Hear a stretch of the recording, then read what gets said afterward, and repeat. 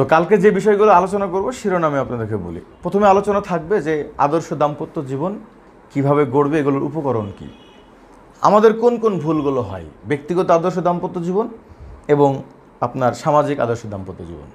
এরপরে প্রথম যেটা তাজিলুন নিকাহ, দ্রুত বিবাহ। একজন সন্তানের কত দ্রুত বিবাহ হওয়া দরকার, দ্রুত বিবাহ হলে এটার কী উপকারিতা, লেট ম্যারেজ হলে এটার কী ক্ষতিকর, একজন দুনিয়াবী কী ক্ষতি, শারীরিক কী ক্ষতি, এগুলো নিয়ে আলোচনা হবে। দ্বিতীয় আমরা আলোচনা করব হলো তাসহিলুন নিকাহ নিয়ে, বিবাহ সহজ করা। আজকে দেশের মধ্যে বিবাহ সহজের অনেকগুলো কারণ আছে, বিবাহ কঠিন হওয়ার কারণগুলো। আমরা শুধু মনে করি কি বিবাহ কঠিন মানেই হলো মোহর বেশি, না, বিবাহ কঠিন হওয়ার অনেকগুলো কারণ আছে। তার মধ্যে একটা কারণ হলো যে দাবি বেশি হয় বা চাহিদার ডিমান্ডের জায়গাগুলো। তো শরীয়ত আমাদেরকে এখানে কী দিক নির্দেশনা দিয়েছে, তো শরীয়ত যে দিক নির্দেশনা দিয়েছে, এবং অনেক সময় দেখা যায় বিবাহ কঠিন হয় ব্যবস্থাপনার কারণে, যে একটা বিয়ে দিতে গেলে 5 লাখ টাকা লাগবে, এই জন্য আমার বিয়েটা কঠিন হয়ে যাচ্ছে। তো ব্যবস্থাপনাকেও শরীয়ত দিক নির্দেশনা দিয়েছে, আমরা সেটা নিয়ে আলোচনা করবো যে শরীয়ত বিয়ের ব্যবস্থাপনাকে কত সহজ করছে। এরপরে মোহরের কারণে কী হয়, কঠিন হয়। এরপরে কী হয়, নফকা সুকনার ডিমান্ডের মধ্যেও কঠিন হয়, কোথায় রাখবা, কোন ধরনের ইতে রাখবা। তো এই জায়গাগুলো শরীয়তের দিক নির্দেশনা কী, যদি শরীয়তের প্রত্যেকটা ডিপার্টমেন্টে আমরা শরীয়তের দিক নির্দেশনা আমরা মেনে চলি, তাহলে তার বিবাহ কী হয়ে যাবে, আমাদের দেশে সহজ হবে। আর যত বিবাহ সহজ হবে, মানুষের দাম্পত্য জীবন খুব দ্রুত সহজ হবে, দাম্পত্য লাইফ সুন্দর হবে, মানুষ গুনাহ থেকে বেঁচে যাবে, পরিবেশ সুন্দর হয়ে যাবে।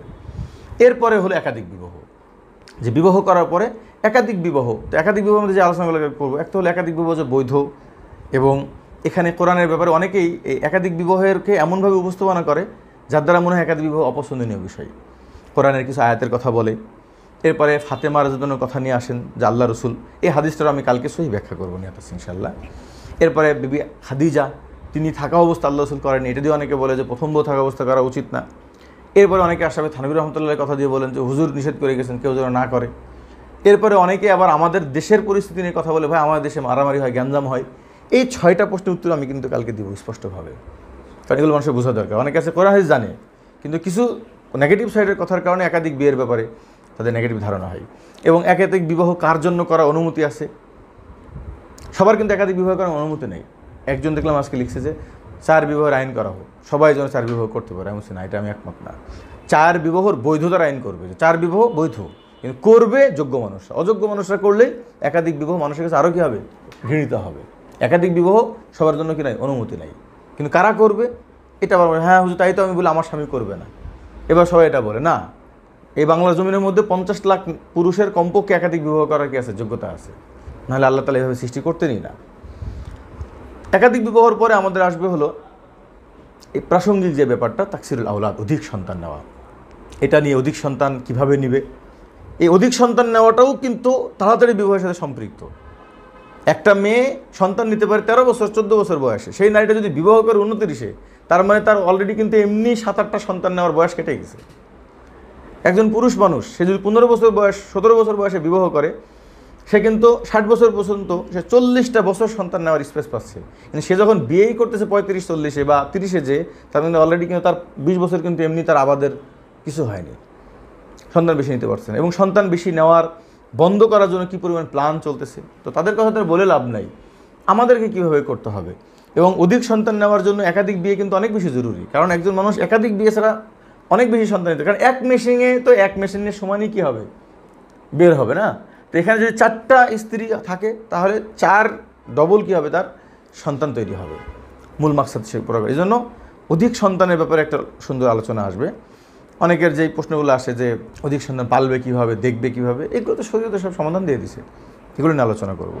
তারপর নিকাহুল আরমালা, আমরা যারা দ্বিতীয় বিবাহ করতে চাই, এরাও দেখা যায় যে আরমালার প্রতি ইন্টারেস্টেড না, বুঝতে পারছেন, অসহায়। যদি শুনে শ্যামলা আর নাই ওখানে, যদি শুনে যে 4 ফুটের 5 ফুটের নিচে, আমি আর নাই। অথচ একজন অসহায় নারীকে বিবাহ করা, একটা হাদিস, 2টা হাদিস ইনশাল্লাহ কালকে আলোচনা করব। হাদিসের মধ্যে আছে, নবী সাল্লাল্লাহু আলাইহি ওয়াসাল্লাম বলছেন যে কেউ যদি 1 মনজিলা নিচে নেমে, যদি অর্থাৎ সে যেই ক্যাটাগরির তার থেকে সে যদি নিচে নেমে বিবাহ করে, আল্লাহ তাআলা বলছেন তাকে কিয়ামতের দিন সম্মানের পোশাক তাকে পরানো হবে।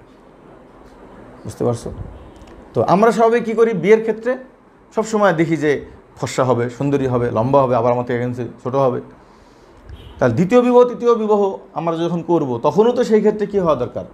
এবং আরমালা বিবাহ শুধু কিন্তু কিসের জন্য না, প্রথম বিয়ে, দ্বিতীয় বিয়ের জন্য না, প্রথম বিয়ের জন্য কি আরমালা। এই জন্য বিধবা নারী, ডিভোর্সি নারী, অসহায় নারী, কালা, বুবা, ন্যাংরা বা বাইটে কালো, এই নারীগুলোর বিবাহ করা শরীয়তের ফজিলতগুলোকে এগুলো আলোচনা করবো। লাস্টে শেষ যেটা নেকাহ শুয়ুখ, আমাদের দেশে বৃদ্ধদের বিয়ের যেই সমস্যাগুলো, একটু বয়স হলে বিয়ে দিতে যায় না, আসলে ওনাদের দিলে তামান্নাগুলো কি, শরীয়তের দিক নির্দেশনা কি, এই বিষয়গুলো আলোচনা করব। লাস্টের দিকে যে আমাদের দেশের কিছু মৌলিক কিছু আপত্তি আছে, যেটা বললাম 5-6টা বিষয়, এই আপত্তিগুলো নিয়ে ইনশাল্লাহ বিস্তারিত আলোচনা করব, এই আর কি।